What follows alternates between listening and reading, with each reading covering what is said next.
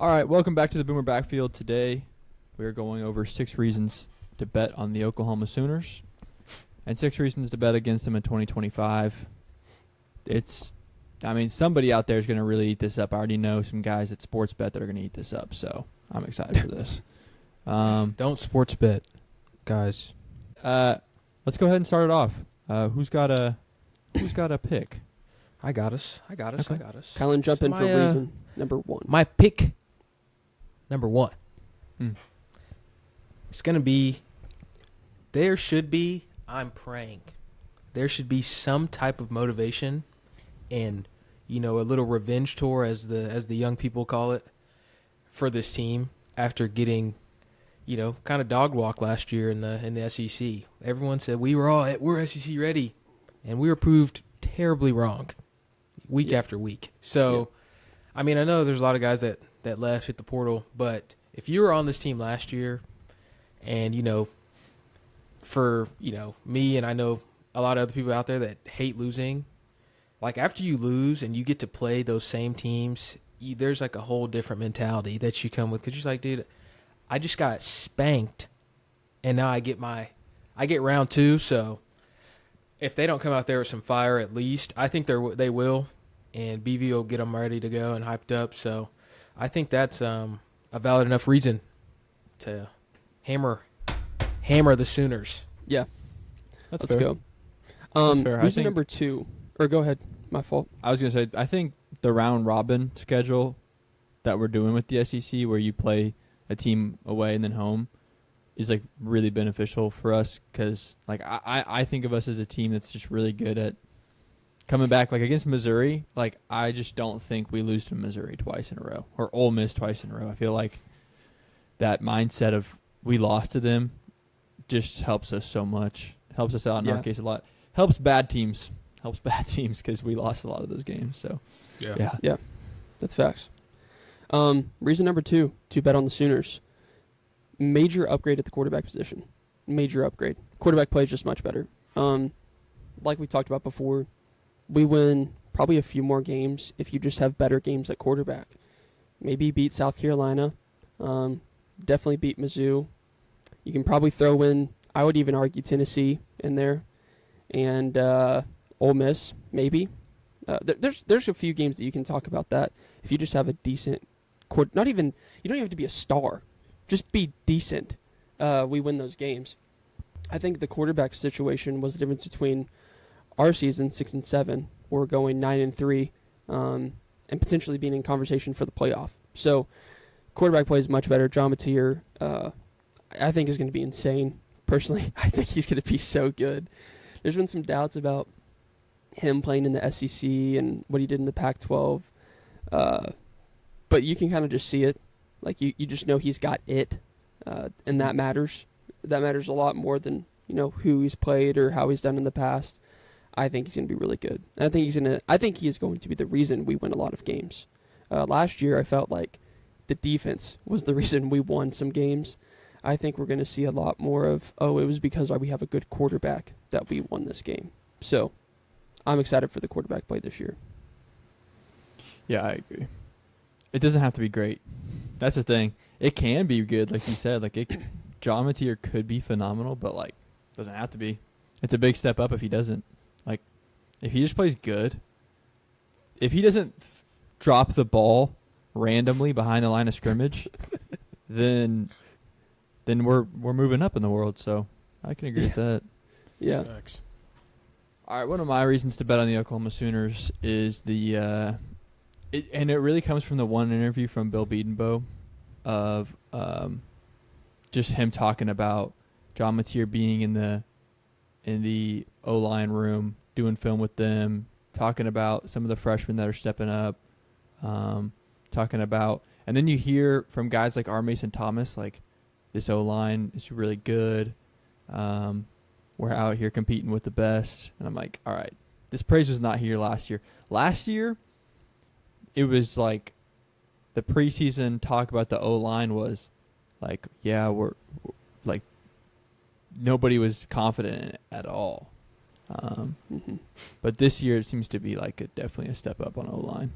And again, this is another situation where it doesn't have to be the greatest O-line on the planet. It just needs to be good because last year it was the worst O-line in college football, maybe, at least in the Power 4 level. And man, just needs to be decent. Just needs to be decent, and because the defensive side of the ball, which I'll get to in a second, is good enough to take a decent offense to the playoffs, to a long ways. Yeah. So my pick, bet on the Sooners because the O-line will get better, at least a little bit. Yeah. To piggyback off of that, my second reason to bet on the Sooners is that, like you said, those young guys, they're going to play. That's the thing. They are going to play this year, and it's not going to look like – it's not going to be Zion Ragens like you have to play because we don't have anybody else. It's going to be like, no, you're going to play because you're better than somebody, which is a very encouraging sign. You know, to Michael Fasusi has a very good chance to be a starter day one. Like, to come in as a freshman and start on a Power 4 O-line, Ryan Foje too, like, they both have really solid chance to play a lot of snaps. And, you look at the wide receiver room, E.T., Elijah Thomas, like, there's high praise. Defense side of the ball, Cortland Gilroy. I honestly, I think he'll be I think he might start. Like, actually, legitimately, he might start because everything I've seen is he just wants it more than a lot of other guys that are in the cornerback room. So, and hey, I don't care if he can ball and BV thinks he can ball and Jay Valai thinks he can ball. Put him out there. I don't care. So, that's my second reason. I think that instead of last year where it was young guys being forced to step up, these young guys are good and they're earning their spots. Yeah. Dude, and just to add on to that, dude, not just the freshmen, but the sophomores too, bro. Yeah. Like, EPO. Ivan Carrion was having some highlights at practice, and he was playing with the John Mateer Dion Burks group. I was like, yo, why? Yeah. He's starting in practice. And then Eli Bowen. There's so many sophomores that I'm like, okay, but Yeah. Go ahead. Yeah. At SEC Media Days, two names that BV mentioned about playing time were Cortland Gilroy and Reggie Powers. So those guys are just tearing it up. It's awesome to see. So I agree. Young play is going to be huge. And not only being young, but now they're established a little bit so they can ball. Yeah. For me, reason number 5 to bet on the Sooners is Joe John Finley and Seth Luttrell are not your offensive coordinators. We got a offensive coordinator in Ben Arbuckle that I think is going to be really, really good. Going to be a head coach someday. Bill Beedmo even mentioned in an interview that he reminds him of a young Lincoln Riley. I just feel like when you have that relationship with John Mateer for 3 years, obviously had high success everywhere he's gone. Coach guys like Cam Ward, some other guy in the NFL. I forget his name. Bailey Zapp, bro. Yeah, Bailey Zapp. Western Kentucky legend, bro. Yeah, but he's had success everywhere he's gone. There seems to be obviously a lot of praise and good vibes within the building. So I'm very confident in the offensive play calling, not only an upgrade position-wise, pretty much all across the board, but also the play calling as well. I think there's a lot to hope for from the Sooner offense this year compared to last year, for certain. Yeah, I can agree with that. Dude, the play calling alone could change everything this year, so definitely agree. My sixth pick, so pick number 6 of reasons to bet on the Sooners is, I think, the defensive line. This is probably the main reason to bet on the Oklahoma Sooners, actually. Could be the best, and this is kind of a hot take, I guess, but I think best defensive line in college football. Clemson's up there, but man, we have a really good defensive line. And I also think it's really deep. So the 2 deep is could be one of the best defensive lines in college football as well. But I just am really excited to see what could happen. Who could break out and be amazing this year? NFL first round pick. Who's it going to be? Because I think there's so many guys that it could be definitely our Mason Thomas, Grayson Halton, Dominic Williams, all in that list. But man, there's other guys too, like PJ, like waiting to break out. Marvin Jones Jr., the transfer, is who I was thinking of as well. I was like, man, so many David Stone. guys. David Stone, and Jaden Jackson. Yeah. Like, dude, there you go, talking about sophomores again. Like, those Mhm. guys can be massive impact, and they're only sophomores. And these guys, Yeah. again, going back to the sophomores, they've already been through the fire. They've already played because we had so many injuries last year, and the team was so bad last year that they had to play their freshman year. So, not the typical sophomores that we have on this Yeah. team.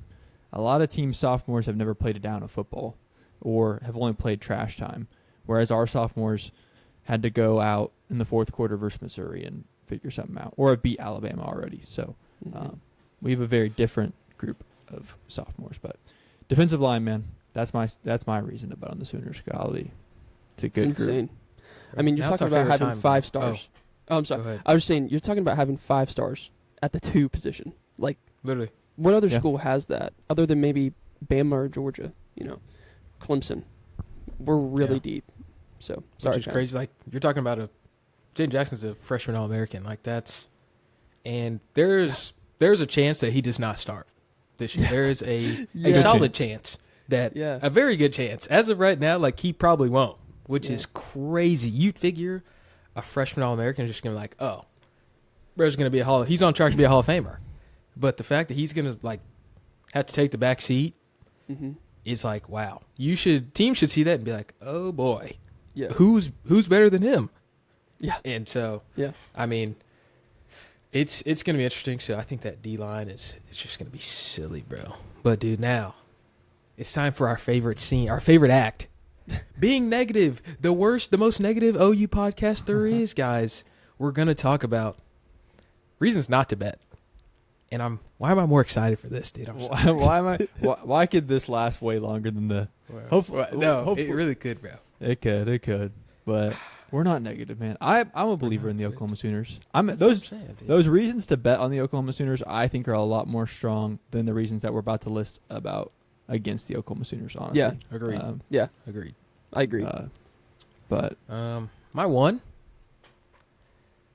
BV is the head coach of this team, and he ain't never won. I'm sorry. If you want to say 10-3 in 2023, oh man, that's awesome. Lost to Kansas. We lost to OSU. Awesome. We don't play Kansas, nor do we play OSU this year. So if we couldn't beat them, oh boy. But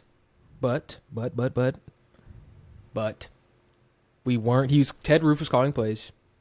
So there is some excuse there. BV's now calling plays, whatever. But you just see a lot of inconsistencies from BV. He doesn't really – not great since he's gotten here. He hasn't been great. So it's hard to just say, oh, yeah, he'll be great this year. He'll be great. Just year 4. But I hope he is, but I don't – you got to look at the pudding and the proof that's in it.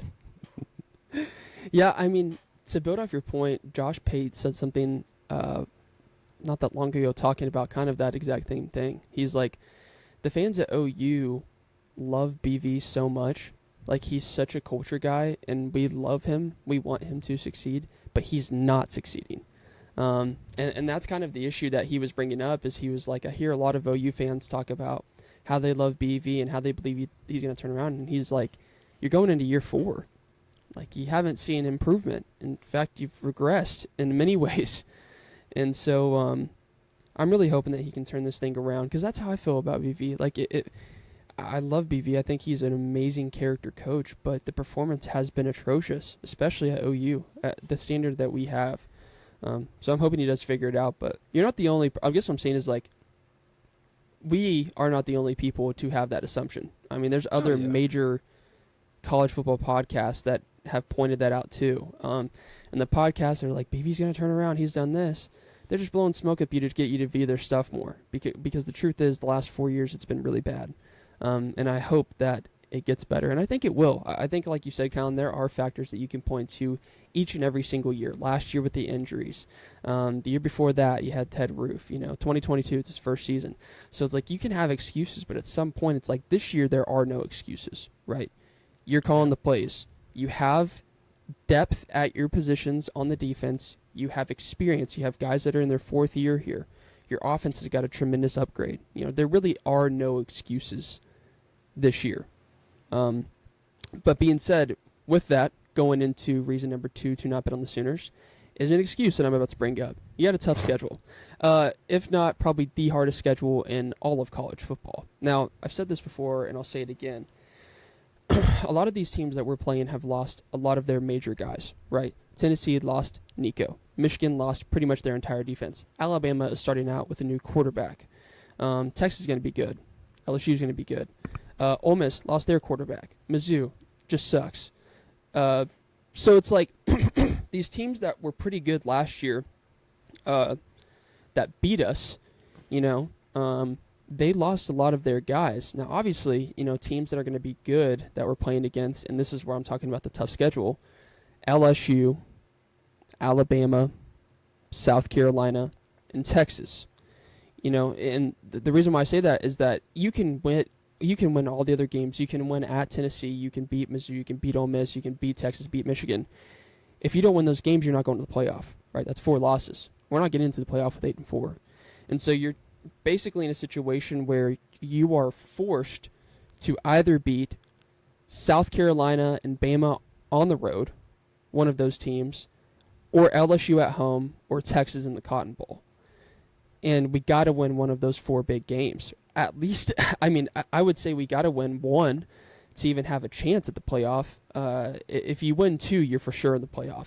But you have to go at least 1-3 in those games, or else we're not going. And I can tell you right now, South Carolina is an insanely hard place to play. Obviously, the Cotton Bowl is a whole different experience. And then you have LSU. I can only imagine how hard Bama is to play at. We saw the game last year of Georgia and Bama, how insane that place looked. The freaking president was at the game. That thing is insane. So we have a really tough schedule. I don't think it's in terms of Tennessee or all these teams that were good last year, Ole Miss. But it definitely is different, and I think it's stronger. Those teams that weren't as good last year are now much stronger. So tough schedule is my second reason of why to not bet on the Sooners. That's probably the best reason not to bet on the Oklahoma Sooners. If you are betting on a national championship pick, the biggest reason not to bet OU is because they have to go through so much. Go bet on Clemson. They don't have to go through anything. Go bet on, a Big Ten team. Not that they don't go through stuff, but but it's so much easier to bet on that. Or even Georgia, who has a better SEC schedule than us, but don't bet on us because we got to go through it first, and who knows? There's so many question marks along the way. Even if we are an amazing national championship worthy college football team, that doesn't mean we're going to go and beat these teams that are really hard to beat every single night in, night out, week in, week out. It's just that's just not how it works. Sometimes the better team loses in environments like Alabama or environments like Tennessee. Just happens. So I agree. My third reason not to bet on the Oklahoma Sooners for me is just some injuries. There's some injuries that I would say are nagging. Guys that repeatedly get injured, and then there's also some new injuries popping up, like in the running back room. So for me, I'm just a little worried about those. I understand that fall camp is fall camp. I've seen plenty of people get hurt in fall camp before. Every team has fall camp, and every team suffers a couple of injuries in fall camp. It's just the way it goes. But after last season, you got to understand, got a bad taste in my mouth. I worry about every injury because some of them take way longer than they should to return, to get healthy again. So for me, injuries, they're a bit of concern. If I was betting my literal money, then I'd worry about injuries. Injuries would be a part of that analysis for me. So that's reason number 3 not to bet on the Sooners. Yeah, and I get, they're just fall camp bumps and bruises. Understood. I understand that. But to me, a bump and a bruise is like you're not withheld from practice. Like that's to me that's what a bump and a bruise is. Like like the max is like, oh, I just like rolled my ankle or something. It's like, okay, yeah, that happens. But like if you're not practicing or you're riding this Salt bike for 3-4 days, that's not a bump and a bruise. Oh, he has a strained right patellar tendon or something. Like, oh, it's just a camp. No, it's not a. If you're having to run laps because you can't get out there and do something, a football activity, you're hurt, which is scary because last year we saw everyone was hurt. So Yeah. I don't like it. I know it happens every year, but after last year, I don't think any Oklahoma fan can literally look themselves in the mirror and be like, oh yeah, I'm cool. I'm not worried, because every week that depth chart came up, we were like, what's going on? What happened? Yeah. It's like, okay, do we want to repeat? No. But my reason number 4, Colby, it's going to kind of, go side by side with yours. It's just a flip, is that every other team that's in the SEC that's just as good as us or even better have a much more favorable schedule than us. Yeah. Like, Yeah. for us to make it, we have to be really, really good. Yeah. But for Texas to make it, Agreed. it's not that difficult. That other side of the SEC, I cannot wait for next year. I can't wait to play Arkansas every year, to play Kentucky, to play Mississippi State. Vanderbilt. That is the Vandy. Yeah. Oh, Vandy's going to win. Sorry, Diego Pavia. We would walk y'all. There's no that wouldn't be a game. I'm sorry. It's like ridiculous. Mississippi State, that's just, A&M. like A&M would be it'd be a tougher game, but dude, Compared to LSU, Alabama? South Carolina, Alabama, like I would be like, man, we have to play Georgia. That would be the game. I'm like, oh. But we have 4 or 5 of those in our schedule, so it's just that's what concerns me, is that we have to play for whatever 12, 13, 14 weeks. We have to play lights out. No games off. But, a team like Georgia, they can play not very good and they can go squeak out or go win a game at Vandy.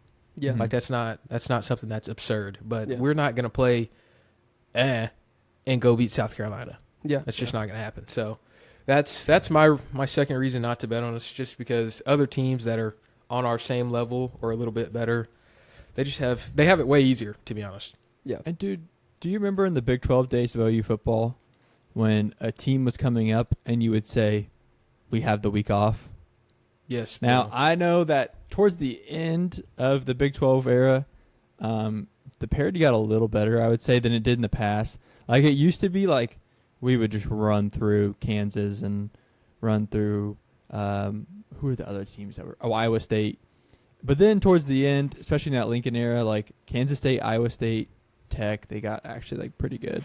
But still, like, that's what we grew up in, is like, dude, 6-7 weeks out of the season were like off weeks. Like not off weeks, but you go in there and tear it up and it's easy. You know what I mean? So, yeah. And so that makes a big difference. And that's what Texas has right now. That's what Georgia has right now. And I know SEC teams are better than what Iowa State used to be. But still, like, come on. Vanderbilt, Kentucky, Mississippi State. When you're talking about elite teams, not elite teams go to Mississippi State, and it's basically, obviously it's not an off week, but it is a week where you can be a little less focused and still win the game. So it's an upset alert. Like, that would be we don't have upset alerts like on our thing. Like, there's no team we're going to play. Like, if Ole Miss beats us, it's not upset. Nobody in our SEC schedule is an upset alert if they beat us. Yeah. Nobody. Yeah. Exactly. Even Auburn would Literally. not be an upset alert, because that would just mean that they figured it out at quarterback and the rest of their team is pretty good the way that they expected it to be. Yeah. So it really is just that way. Well, Kylan, to build off your point too, let's talk about Texas just for a quick second before we move on. They could lose all of their hard games and they're going to the playoff. Yep. They play Ohio State, Georgia, and I would even consider maybe at Florida is a hard game, but I'm not going to consider that a hard game. Their hard games are Ohio State and Georgia. They could lose both of those games and go to the playoff. So in us, I mean, you can say us is a hard game too. But I guess what I'm saying is we have hard games every single week. They have 2 or 3. That's not – it's just ridiculous. And there's a lot of other teams in the SEC that have that too. I really wonder how good Texas would be if they had our schedule. And we'll find that out next year and the year after that too, when they want to talk trash about how good they are when they're playing Kentucky, Mississippi State, and those other pretty bad schools. Reason number 5 to not bet on the Sooners. I don't want to beat a dead horse, but BV's time management, man. I cannot tell you how many situations we've been in where it seems like BV is just making bad decisions that are kind of common sense. Like calling timeouts at the worst time, putting the wrong guys in the wrong situation. There's just been times where, like, obviously, if when you're playing, like, you have a DC and an OC, and obviously you can't go out there and play. But there's been times where he has single-handedly made bad decisions that have cost us things. I mean, icing our own kicker, right? Like, he's done that before. He's iced our own kicker. Just situations like that where it's just like, how are you making those mistakes after 30-plus years of coaching? But I don't know. I hope he turns it around. I think that honestly might be better this year because he's actually calling the defense. So maybe that might influence the way that he manages the game. But that is a place where he does struggle. And I think he's worked hard to fix that. But time management, man, it's got to get better. I agree, dude. First off, Texas Tech 2022. Please go rewatch that if you're one of the people saying BV's a great head coach. He doesn't make mistakes like that. Please go watch 2022 Texas Tech. He did lose us that game. Brent Venables did single-handedly cost us that dub. And there's also been times where, like, he called a timeout for a delay of game on a 4th down. So, like, we were about to punt anyway. It's like, why do you care about 5 yards in a punt over a timeout? Exactly. Some really bad decisions there. I think here's what concerns me. I'm going to go exactly opposite of you, Colby. What concerns me, but timeout-wise and time management-wise, is he's going to have too much on his plate defensively. That time management is going to be even harder for him. And I'm almost of the mindset of like, dude, get somebody, have a coach to handle that. If it's too much for you, it's hard. It's kind of like I don't know. I don't know if his pride will let him say that he can't do it. Not that he's a prideful guy, but it's hard to let go of a responsibility that's that big and say that you're that bad at it that you need to hand it off. But maybe that's something that he could consider. Maybe giving it to Ben Arbuckle when the offense is out there. Like, okay, if it's a 2-minute situation, let Ben Arbuckle just handle that. He probably that might already be the situation. I don't know, but man, that's been a problem in the past, bro. Dude, I mean, I feel like to that same point, and BV I think he is a good coach. I just think the learning curve for him as a head coach is a lot. It's a lot for him to handle because I don't think he's so great at one thing that it's hard for him to kind of leave that alone and then learn this whole new style. Like, dude, to be a head coach, you kind of have to lay down the law. I think he almost puts too much trust in his staff. I'm like, dude, I know they're great guys, but there's sometimes where you have to look with your own eyes. The running back room, DeMarco Murray. All of last year, you can't sit there and look me in my eye and tell me Gavin Sawchuk was just absurd in practice, and you couldn't tell X was good. Did X not get good until what, week 10? Yeah, I don't buy it. So I think it's like you have to kind of put the DC hat you got to take it off a little bit sometimes and put on the HC hat and be like, hey, I am the manager of this team. I will make decisions. Yeah. And if you want to delegate, certain responsibilities, hey, I need you. Find someone that just knows the game, a situational guy that knows when to call timeout, strategy, because there's plenty of them out there, I promise. Go find him, hire him, and say, you stand next to me all game. There's a guy that holds him back, so put another guy on the other side of you and say, you stand next to me, and when you think it is the time to call a timeout, to take the delay of game penalty, you let me know, and I'll do it.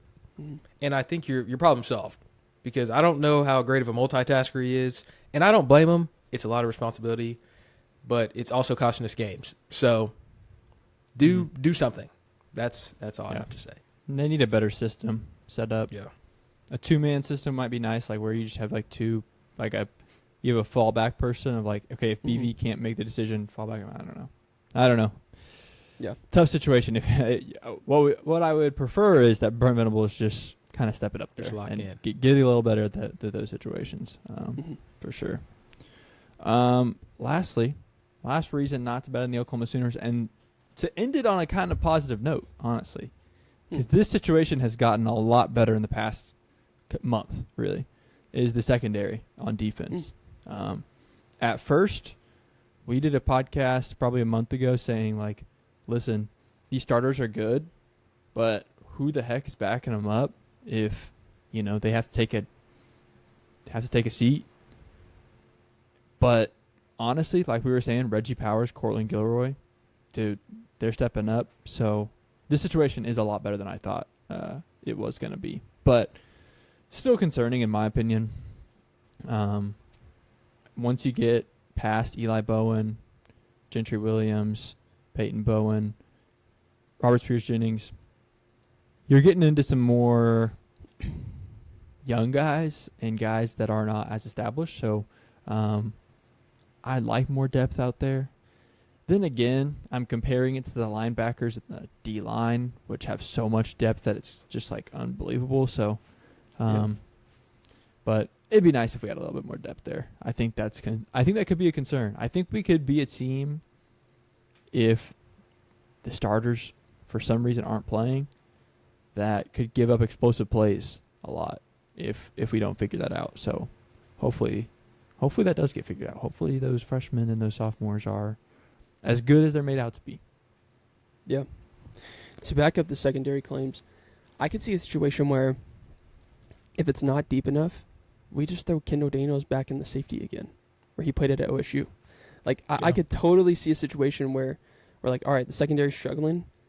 Maybe he's behind, I don't know, Sammy or something like that. I don't know. They just throw him back there. Like, that would be crazy, but I think it could work. So yeah, that's always that option too. You can move guys because we have our linebackers are so athletic. You can put them anywhere in the field and they're going to be successful, right? You could probably throw Kendall Dobie back there too. I would say that's another guy that you could probably put back there too. That would do really good. Dobie's been getting playing corner reps, Yeah. which is insane. Yeah. That just shows you how athletic he is. So Yeah. So I think it's crazy. Is like if we're having troubles with the secondary, I think you could even throw some linebackers back there, and they would help out. Yeah, hopefully, man. Well, guys, y'all know it's week 0. It's officially week 0. We have college football this weekend, and we are a week out from the first game week practice for the Sooners. So we're here, fellas. We're here. There's no going back. There's no going back. So here we go. A long time. Thanks for listening. Keep us on your mind because this following 2 episodes, we're going through the entire 2025 season, and we're gonna be just breaking down every game. And those are the episodes. I'm gonna be honest. It's gonna get real. It's gonna be really real. So I'm excited. We will see y'all next time. Peace. The confetti. How do you do the confetti, bro? I have no idea.